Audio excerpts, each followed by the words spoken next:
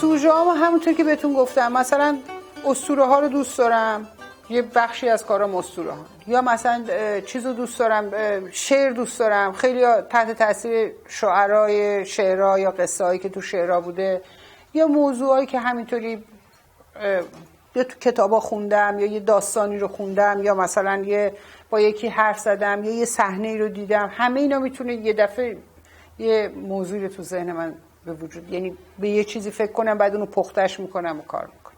ولی معمولا از یه تاریخی به بعد یه مجموعه کار میکنم، یعنی مثلا یه مجموعه روی یک سری اتفاقات. مثلا اون کارهایی که قلمگیریایی که کار کردم تحت تاثیر این فضای جنگ و این مشکلاتی که الان تو خاورمیانه هست، بیشتر اونا ذهنمو مشغول میکرد و روی همونا کار کردم.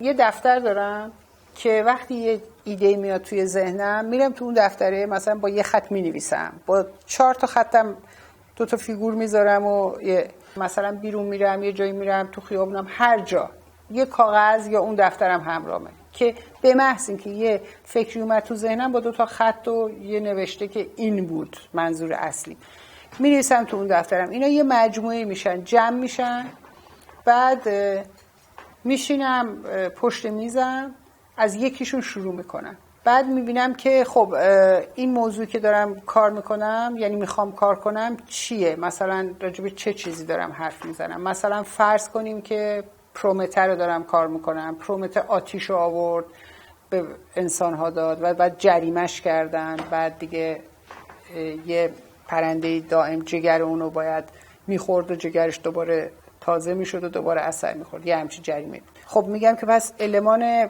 آتیش هست و پرومته هست و اون پرنده هست و یه فضای ناراحت کننده است. حالا این فضای ناراحت کننده رو من اگه میخوام ترکیب بندیش رو طراحی کنم، چه جوری طراحی کنم خوبه؟ مثلا پرومته به صورت خوابیده باشه، بعد مثلا یه جوری تحت سلطه دیده بشه، چطوری دیده بشه. خود این هر کدوم از اینا این فکر رو بر من ایجاد میکنه که خب این المان رو کجا بذارم، اونو کجا بذارم، سفر رو چجوری تقسیم بندی کنم. این پرومته رو تو دوره هایی که بک‌گراند کارم رو سفید میذاشتم مثلا کار کردم. حالا تو اون کارهایی که ترکیب بندی مثلا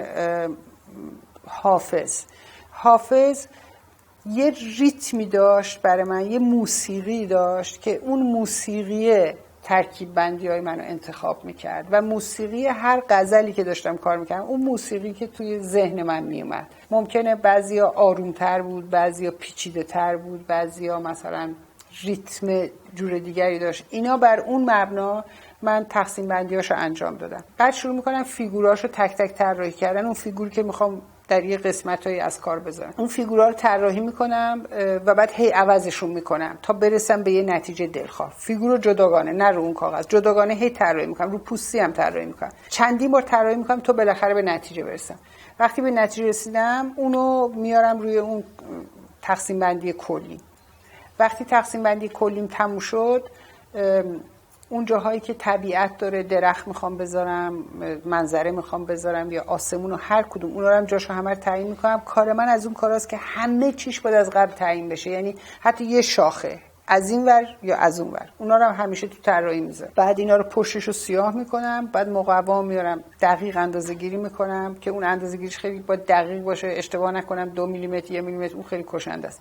اونا رو تقسیم بندیامو انجام میدم و اینو کپی میکنم روی اون. بعد ماسکامو میارم میچسبونم، بعد رنگامو درست میکنم، یه دفعه 40 تا رنگ درست میکنم توی شیشه‌های بزرگ. ایربراش هم آتلیه‌ام آماده میکنم برای ایربراش زدن. بعد شروع میکنم این ایربراش رو زدن. یه ورقه مثلا صاف میزنم، بعد یه تور میذارم روش، تور رو میزنم، دوباره اون تور رو برمی‌دارم، یه تور دیگه میزنم، دوباره یه رنگ دیگه میزنم، این ماسکو میچسبونم. اون ماسکو، این ماسکو ممکنه یه صفحه من 50 بار ماسک بچسبونم و بردارم. بعد که این مرحله تموم شد مثلا ممکنه 20 تا کار رو با هم این مرحله رو طی میکنن. در سال هم بیشتر از 20-22 تا نمیتونم کار کنم، با وجود که روزی 8 تا 10 ساعت کار میکنم، جمعه ها تعطیل میکنم بعد و روزهای تعطیل بعد اون قسمتایی که با دست باید رنگ بزنم با دست رنگ میزنم. همه اینا که تموم شد اینا رو میذارم تو کشو، دونه دونه در میارم، اون جزئیات رو شروع میکنم روشون کار کردن، موتیوا رو، گل و بته رو، درخت و همش که تموم شد رنگای صورت‌ها رو میزنم، بعد صورت‌های همه رو با هم کار میکنم. در نتیجه مثلا یه کاری ممکن الان شروع کنم، یه 20 تا کار الان شروع کنم، یه سال دیگه یه مجموعه داشته باشم.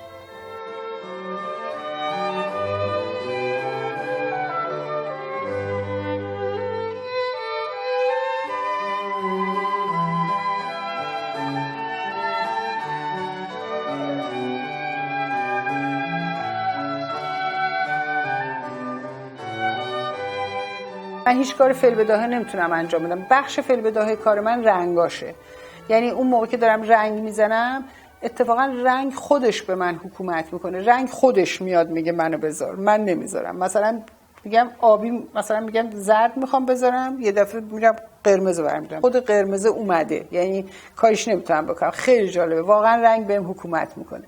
در یه جایی مثلا ممکنه آسمون، خب اگه شب بنفشه، منتها خب 3 جور بنفش درست کردم اونجا، 4 جور بنفش درست کردم، بعد اونجا اون تورا رو فی‌البداهه تصمیم میگیرم اینو بذارم یا اونو بذارم، یا 4 تا تور رو که با هم میذارم، اون نتیجه گیری که ازش میکنم اونا تنها بخش فی‌البداهه کار منه. یکی هم اون موقع که این موتیوا رو دارم روی لباسا میذارم، اونم باز از یه گوشه شروع میکنم و میاد یه موتیو تکرار میشه، اما طراحیش کاملا باید دقیق باشه. وقتی همه این موتیوا رو کار کردم و لباسا رو پر کردم و مثلا منظره ها رو کار کردم، همه رو کار کردم، صورتم کار کردم، دیگه میدونم تموم میشه.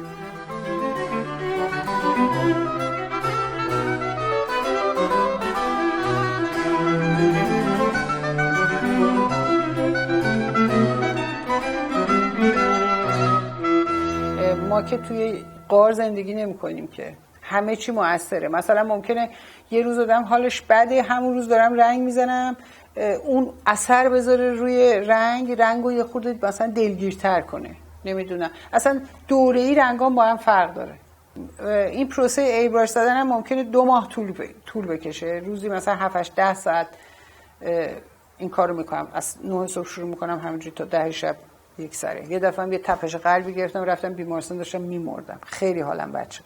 برای اینکه غباره، ببینید من با گواش کار میکنم و گواش اصلا برای ایبراش نیست و ذره های غلیظ داره، تمام آتلیه‌ام پر این غبار میشه. اصلا تا سالیان دراز نمیزدم، حالا اخیرا میزنم، ولی بازم با وجود این غبار میشینه رو چشمم و روی پوستم و خیلی.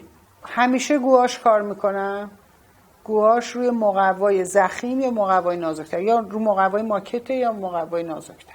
اونایی که کارهای رنگی رو بوم کار نه، رو بوم هم کار کردم با آکریلیک، همین تکنیک خودم رو کار کردم به صورت قلمگیری. کار من ببینید یه سختی داره، اونم اینه که خراب نمیتونم بکنم، چون کارمو نمیتونم تعمیر کنم، یعنی نمیتونم تصحیح کنم.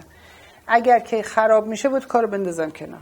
بعد توی صورتام چون فقط یه دونه، مثلا یه خط میذارم بینی رو کار میکنم، 2 تا خط میذارم چشم رو کار میکنم، اون صورت‌ها از همه پر تشنج‌تره، برای اینکه مرحله آخر کار میکنم، چون نمیخوام رنگ صورت کثیف بشه، آخرین لحظه میزنم و کار میکنم. این که همیشه این اضطراب که یه قطره آب بریزه روش، انگوش بخوره روش، یا هر اتفاقی رو کار من بیفته، خیلی آسیب پذیره. نگهداری کارام خیلی سخت.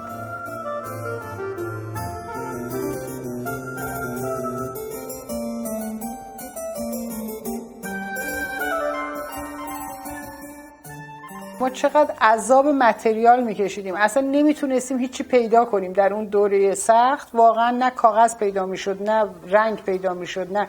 من میرفتم توی مغازه، وقتی میدیدم که کاغذ دارن میگفتم که از این کاغذ داریم؟ میگفت بله. میگفتم که میخوام. میگفت چند تا؟ میگفتم هر چند تا که دارین. یعنی همه رو میگرفتم میبردم. تو دوره های مختلف به هر حال مسائلمون فرق میکرد دیگه، میدونی.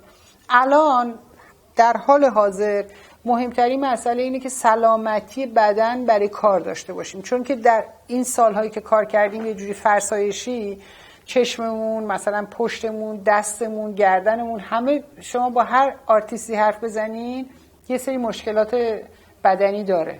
برای اینکه مثلا یه دفعه 35 سال اینطوری میشینم من، مثلا یکی دیگه همش وای میسته کار میکنه، یکی دیگه هر کدوم یا به مثلا حساسیت به رنگ پیدا میکنه یا نمیدونم. من مثلا خودم حساسیت وحشتناک به تینر دارم، چشمام خیلی اذیت میشه. اصلا در یه دوره اون تکنیک تینر رو که کار میکردم واقعا چشمام قرمز میشد، اشک میریخت، با یه وضعیتی اصلا با یه سختی کار میکردم. همه نقاشا این مشکلاتو دارن دیگه.